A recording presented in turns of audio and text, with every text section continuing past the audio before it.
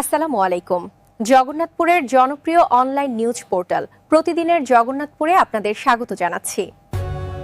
সম্মানিত দর্শক শ্রোতা, আপনারা সকলেই জানেন যে আসলে গত কালকে থেকে নির্বাচনের তফসিল ঘোষণা হয়েছে। নির্বাচনী আচরণ বিধি অনুযায়ী 48 ঘন্টার ভিতরে নির্বাচনের যে সমস্ত ব্যানার, ফেস্টন, পোস্টার, প্রচার ম্যাটেরিয়াল আছে সেই সবগুলোকে 48 ঘন্টার ভিতরে নামিয়ে ফেলার নির্দেশ দেওয়া হয়েছে।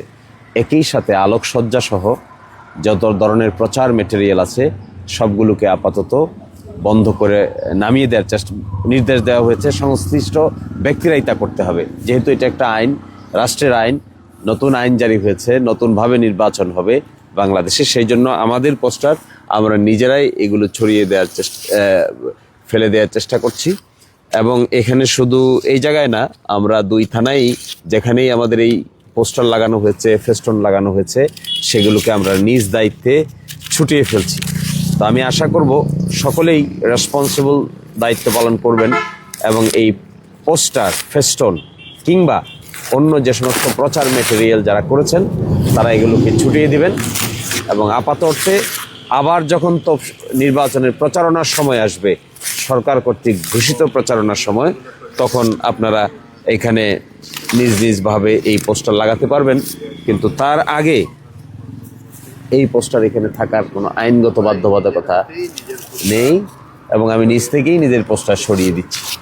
আইনের প্রতি শ্রদ্ধাশীল থাকা উচিত আমাদের সকলকেই, এবং যতক্ষণ আমরা আইনের প্রতি শ্রদ্ধাশীল থাকব না ততক্ষণ পর্যন্ত আসলে প্রকৃত অর্থে দেশ ঠিক করা খুব কঠিন হবে। বক্তৃতা দেওয়া যায় এক জিনিস, আর বাস্তবে কাজ করা আসলে প্রকৃত অর্থেই অন্য জিনিস। তা আমি এক্সপেক্ট করব সকল প্রার্থীরা আইনের প্রতি শ্রদ্ধা প্রদর্শন করবেন এবং এক ধরনের উদাহরণ বা দৃষ্টান্ত স্থাপন করবেন।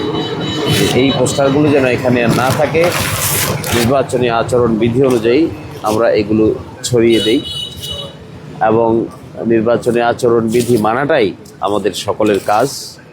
আমরা যদি নিজেরাই নির্বাচনী আচরণ মানতে না পারি তাহলে অন্যকে উপদেশ দিয়ে তো খুব বেশি লাভ হবে না।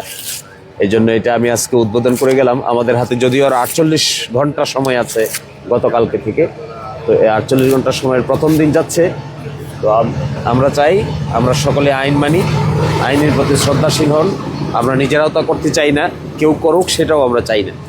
তো এরই ভিত্তিতে আগামী নির্বাচন অনুষ্ঠিত হোক আইন মেনে, এই প্রত্যাশায় সকলকে ধন্যবাদ জানিয়ে আজকের মতো এখানে বিদায় নিচ্ছি। আল্লাহ হাফেজ।